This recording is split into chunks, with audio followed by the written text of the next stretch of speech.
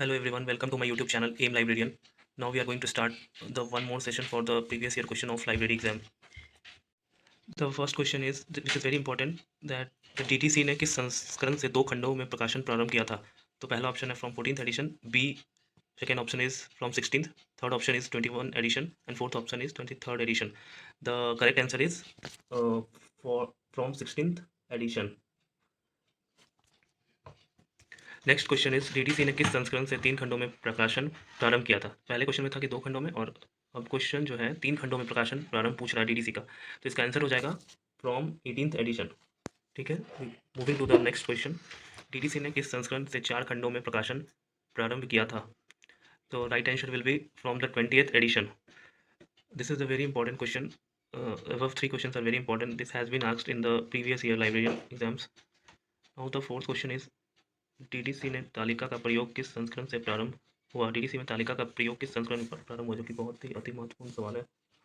तो इसका right answer हो जाएगा फ्रॉम 14th एडिशन।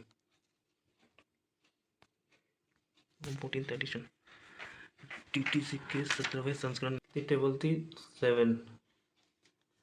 तो यहाँ पे मैंने लिख दिया है साइड में, टेबल्स इन द 17वें संस्करण में 2 टेबल, 18वें में 7 टेबल और 22वें संस्करण में 6 टेबल। ये आप लोग को रट जाना है, स्टार मार्क मैंने किया है।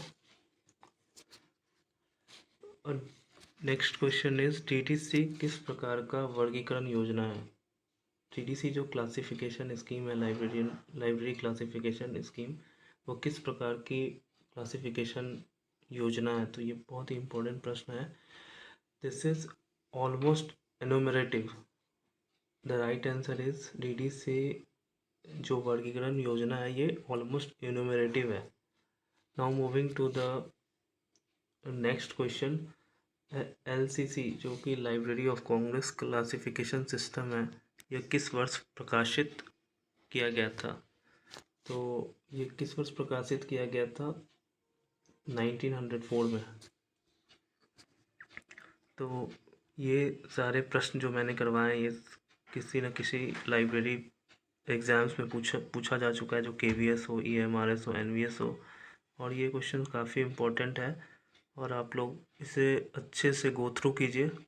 अब मैं सेशन को वाइंड करता हूँ। Do like and subscribe my channel. अच्छा लगा तो आप शेयर ज़रूर करना।